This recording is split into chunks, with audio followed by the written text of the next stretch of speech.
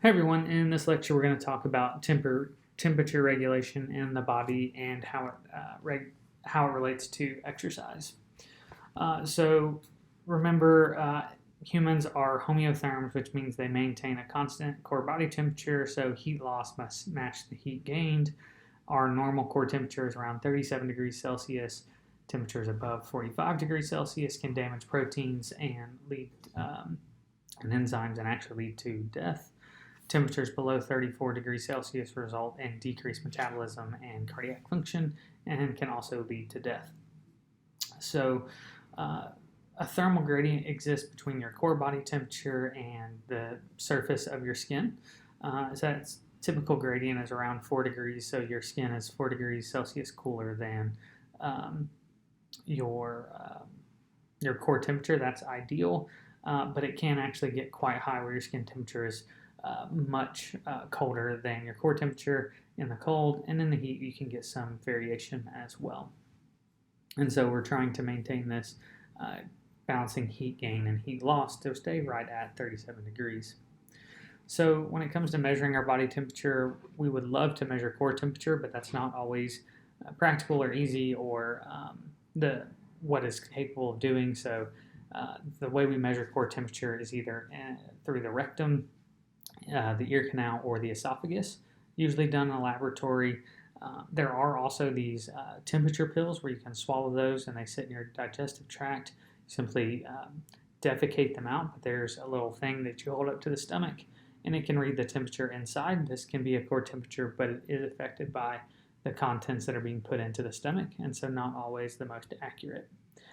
Skin temperature, to get an accurate measure of your skin temperature, you do need to calculate mean skin temperature. So we put thermoresistors, or basically little devices that measure the temperature of the skin.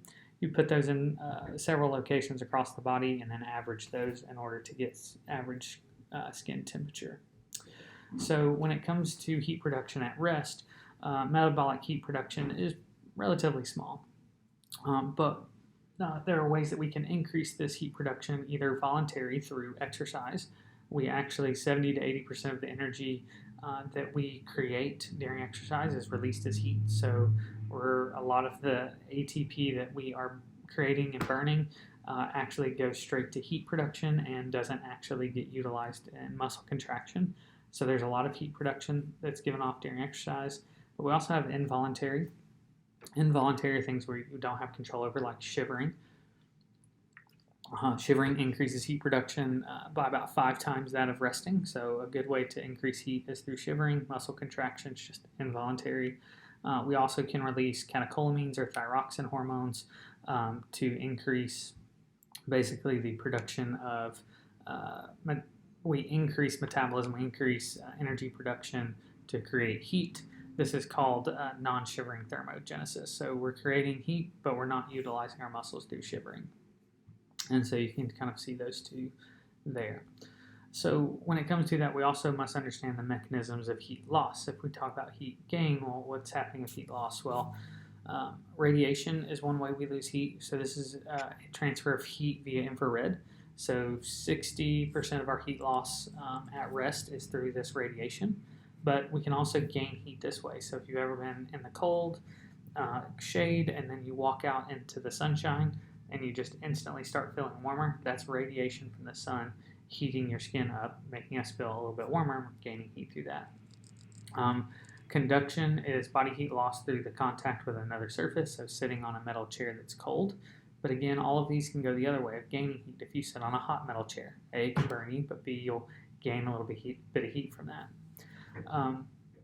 Then we have convection, which is heat transfer from the body to air or water. So again, think about a fan. You turn on a fan, it may feel better, it cools you off. If that air is warm, like in the summer, and it blows across, it may make you feel warmer. Again, we're thinking most of these through heat loss, but they can be heat gain. And then finally, evaporation, which is really heat loss. And this is when water, for us, specifically sweat, gains sufficient heat in order to be able to convert into gas, and it pulls heat away when it does that.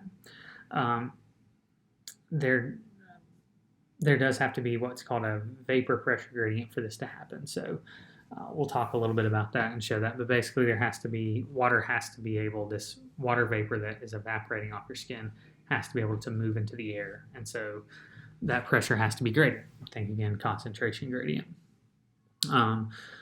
So evaporation is dependent on the temperature and the relative humidity, which equals vapor pressure, the connective currents around the body, and then the amount of skin surface exposed. So if your skin isn't exposed to the environment, you're not going to be able to evaporate sweat to be able to lose heat. So during rest, about 25% of our heat is lost through evaporation. But during exercise, a majority of our heat is actually lost through evaporation. So this is a very big thing and always very important. And depending on, we can actually know how many calories of heat are lost through the amount of sweat that is evaporated. So what this kind of shows what the vapor pressure is at certain temperatures in Celsius and the relative humidity. And what you'll see is as humidity goes up, the vapor pressure goes up, but also as temperature goes up, the vapor pressure goes up. So basically in a hot, humid environment, it's going to take more of a gradient. You're going to have to create more, basically, vapor pressure. There's going to have to be more sweat evaporated at a single time to force that heat loss as you go. And so again, 100% humidity, 30 degrees Celsius, really hard for us to actually evaporate. You'll sweat, you'll see that sweat pulling on your skin more as it becomes hot and humid because you're less able to convert that sweat into basically an air, a gas, to get rid of that heat.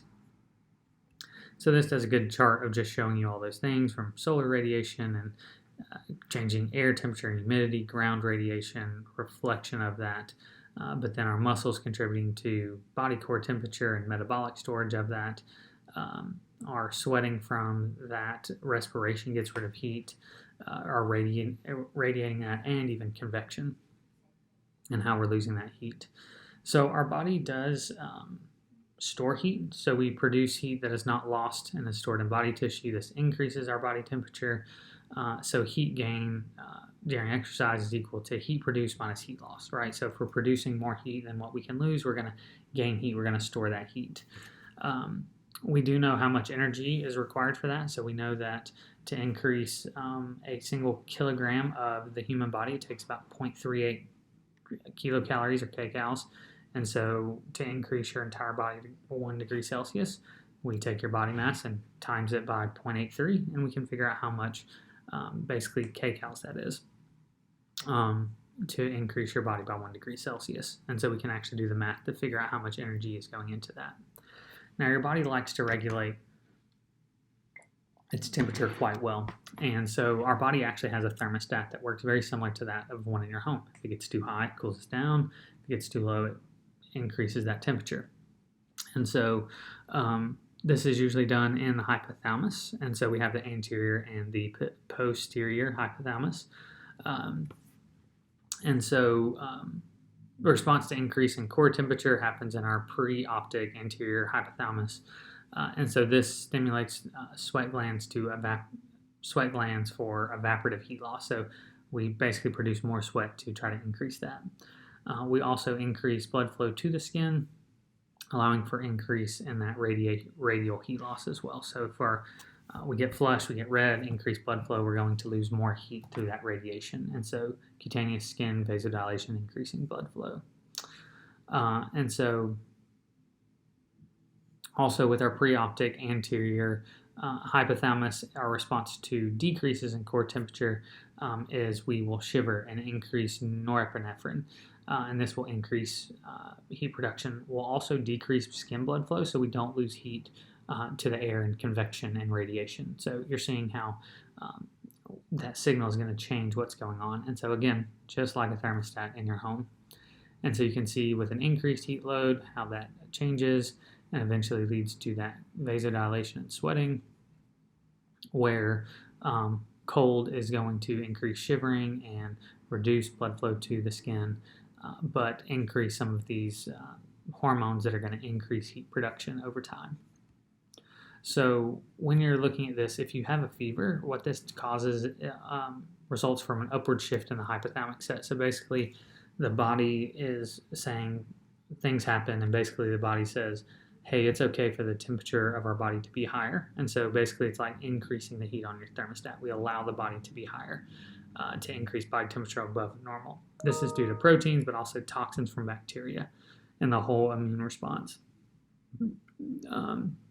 And hopefully that will go away, but you have to monitor that the heat doesn't get too high because it's also trying to kill the bacteria that's in there.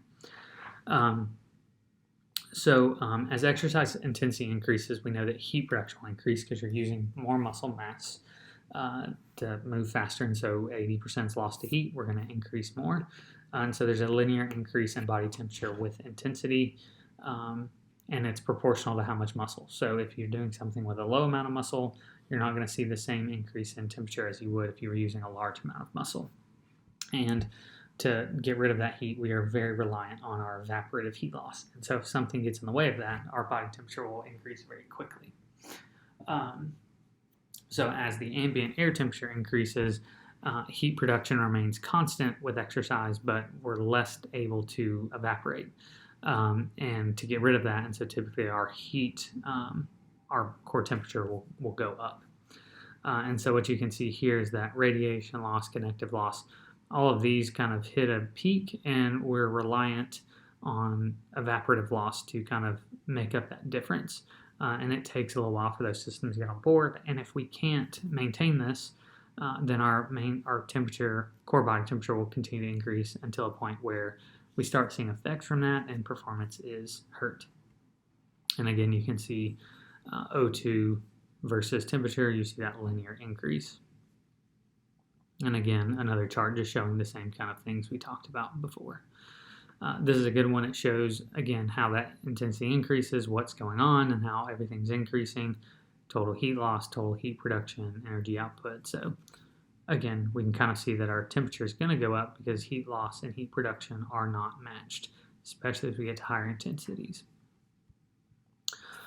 So we do have something to help us kind of gauge sometimes about how well we may be able. Our body is good at recognizing when things may be harder for us to keep cool and not. And so we call this kind of heat index. And this is a measure of the body's perception of how hot it feels, which sometimes is a good indication of how easy it is for our body to evaporate sweat. And this is the relationship between air temperature and humidity on how hot it feels. So maybe 82 with an 80% humidity, but the heat index says it's 89, so it feels hotter than the 82 that we would hear. And so the high humidity lowers the body's ability to get rid of heat, so it increases body temperature. And this is a relative heat index that kind of shows you cautious zones and things like this. In the summer in Georgia, we use these a lot, especially with athletics, to kind of look at the humidity and temperature to fill out when is it safe to exercise outside and when do we need to use caution. So the results to reduce the ability to lose body heat, of course, increased core temperature, but we also get a higher heart rate and a risk of heat-related injury through hypothermia. Our sweat rate goes up much higher, and so this also increases our risk for dehydration, which has its own consequences regardless of the heat. If you lose too much body water, you can't return blood, you can't move oxygen, and none of the processes in your body can work right if you don't have enough body water. So you can see that sweat rate goes up in a hot environment versus a cold environment, and same with core temperature. So exercise-related heat injuries can be prevented. So things like exercising the coolest part of the day, minimizing duration and intensity in hot, humid days, exposing more skin is actually good. But again, you got to worry about sun and getting burned, so kind of balancing that. Giving more rest and cool down breaks, having less equipment on, again, exposing more skin, making sure you take frequent water breaks and stay hydrated, going in the shade and having circulating cool air. And a good thing to do is always measure your body weight at the beginning and end of exercise to determine the amount of fluid you need to replace. Dehydration can occur very quickly. Losing 1 to 2% of your body weight can actually impair exercise performance. So if you weigh 200 pounds and you lose 2 pounds over of water, so you basically sweat 2 pounds worth of water out, that could already start to impact performance. And so we always want to stay hydrated. during and after and before. So consume 400 to 800 milliliters 3 hours before your event to be hydrated. And then for every 15 to 20 minutes you're exercising, you need to consume about 100 to 300 milliliters of fluid. Again, this is based on the environment itself. Cooler environments, maybe not as much. Hotter environments could be even more. One thing to note is after exercise, you should consume, the recommendation is around 150% of your weight loss. So if you lose 1 kilogram of body weight during exercise, consume about 1.5 liters of fluid to replace that. Best way to monitor your hydration status is through your urine color. So when you urinate, if it is clear to light yellow, you're hydrated. If it's bright yellow to dark yellow, you're not hydrated and you drink more. And if it's the color of tea or cola, you should go see a doctor because that is a major medical issue. Sports drinks can be beneficial with rehydration, especially if you lost a lot of sodium, things like that. But typically they're more beneficial in people who've done long duration exercises in very hot and humid environments, not someone who's went on a 20-minute run on a hot day. Typically water would suffice. Let's see. So when you exercise in a hot, humid environment, you see these decrease in performance because of not only the things we talked about before, but your muscles fatigue quicker, your cardiovascular, there's dysfunction because of that loss of water, and your central nervous system has dysfunction as well. And so what happens is there's decreased motivation in your central nervous system. So the will to actually go on is decreased. There's reduction in stroke volume, which decreases cardiac output and decreases blood flow. And there's also an increase in, or a decrease in muscle pH, more lactic acid buildup, more glycogen depletion. So all of these will impair, especially endurance performance. So one question people may have is, does sex or gender make a difference with thermoregulation? Early people thought yes. More recently, we've determined that it doesn't really seem to be much of a difference between men and women in their thermoregulatory capabilities when everything is held the same. However, when it comes to aging, we do know that there is a difference. So skin blood flow is reduced in older individuals, and so therefore aging results in a reduced ability to lose heat. Good thing is exercise training actually helps to improve this tolerance, but there is a difference. So as you get older, you're more susceptible to the heat and must take greater precautions. So with this, we do have things to help protect us over the long course too, not just the things we do on a daily basis, but we have heat acclimatation. And so acclimatation is a rapid adaptation that happens in days to week to an environmental change. So our body makes adjustments in order to kind of put up with the heat as we're exposed to it. And then over long periods of time, we eventually become acclimatization, so bigger things that happen. So this usually requires exercise in a hot environment because our core temperature goes up and it causes these adaptations to occur.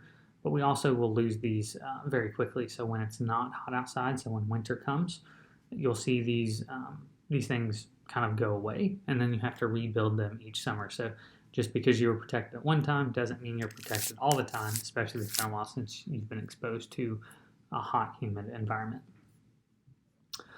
So the things you'll see are things like an increase in plasma volume. This will happen very quickly, so increasing the amount of water retention to be able to sweat more and not be dehydrated. Earlier sweating to help maintain, so we're trying to get rid of heat kind of prematurely. Our body recognizes that. You also put less sodium chloride into your sweat to help maintain electrolytes. We reduce skin blood flow and eventually increase cellular heat shock proteins. And so these help to prevent damage that occurs to cells because of heat. So heat shock proteins are great, especially when your body temperature gets really, really high, where there can be damage done from that heat of the breaking down of enzymes.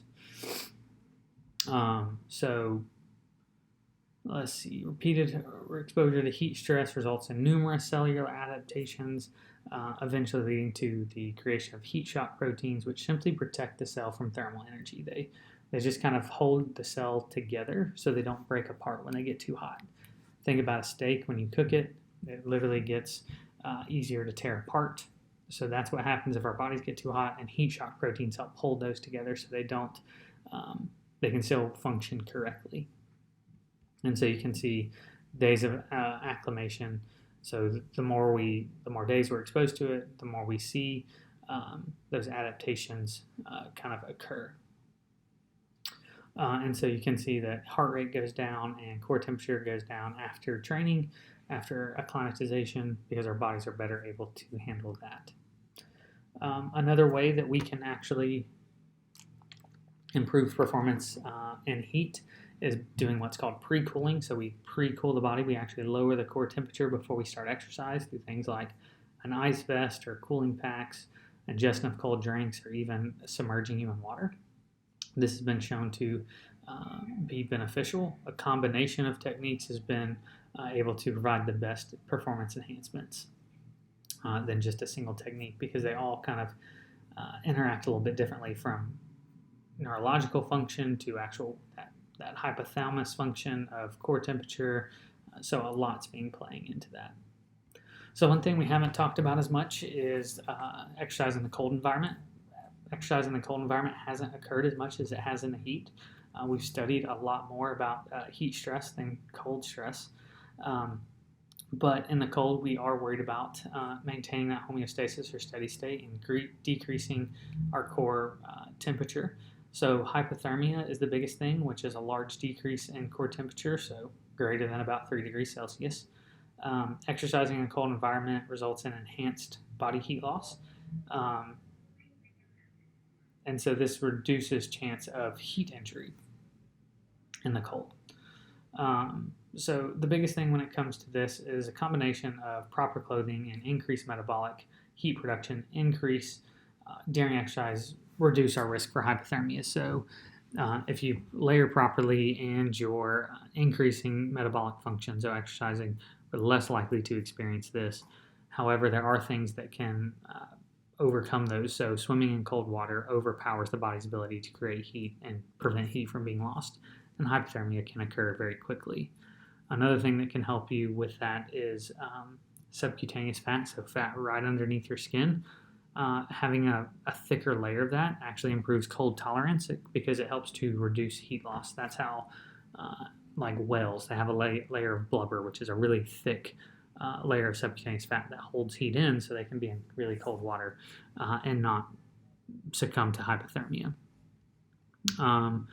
So one thing to note is age can impact cold tolerance. So children are actually more susceptible to cold because they have a large surface area and not as much mass.